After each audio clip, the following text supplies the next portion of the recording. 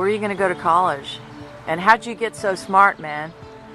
Well, just addressing your first question, I am currently in between 3 schools.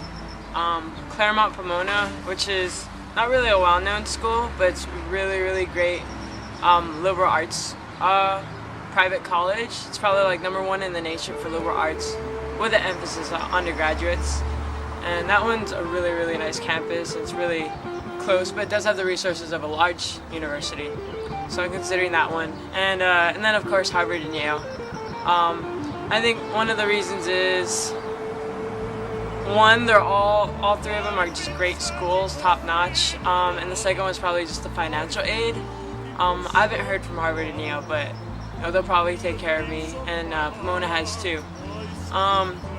Yeah, I got into the 4 UCs that I applied to: UCLA, UC Berkeley, and another 2, USC, and yeah, that's right. Yeah, that's counting 1, 2, 3. Yeah. What are you going to study? I consider myself like, well-rounded person, so I don't really have an emphasis right now. I have a major. For right now, I just have I just applied for a major in biology, but you never know what class will change you in college. So I'm hoping for that, to really find my passion.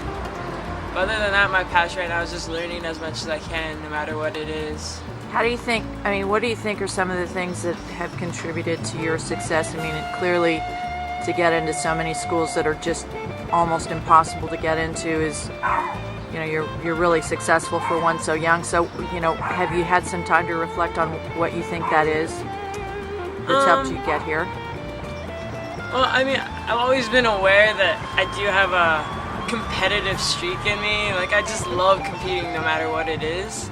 I never really got it to be nourished under the right conditions for like a sport. I played softball, but other than that, my real outlet was just academics. Ever since 2nd or 3rd grade, I would race my friend, let's see who can finish the math packet fastest or something like that. And I think that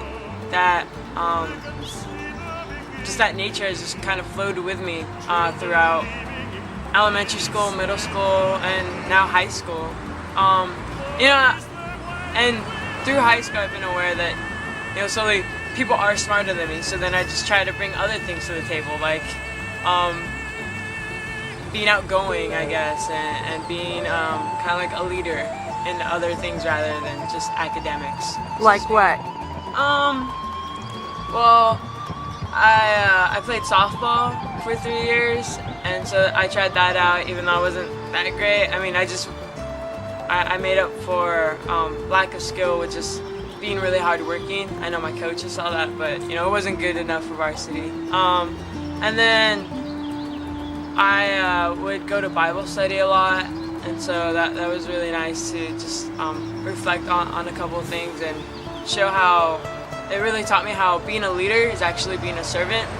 And so that was one of the ideas I based my essays on. So like this year, I had a chance to boost up my GPA and probably be like top #1 in my class, which would have been great because I would have been the first Latina in years at my high school to be valedictorian. But then I instead took a regular class, leadership, which was a new one, and because I knew that through that class I would be able to be a servant towards my other peers and my teachers. And also be a leader. So yeah, I really like to be a servant through being a leader. So. What advice would you give maybe students in, say, middle school, high school? Do you have any advice for them? Well, I guess, there's no one right answer for everybody. It all depends on where you're at in life. If you're, really strong in academic right now, then I would say, have you considered other things like trying a sport? Maybe you can try to be more well-rounded.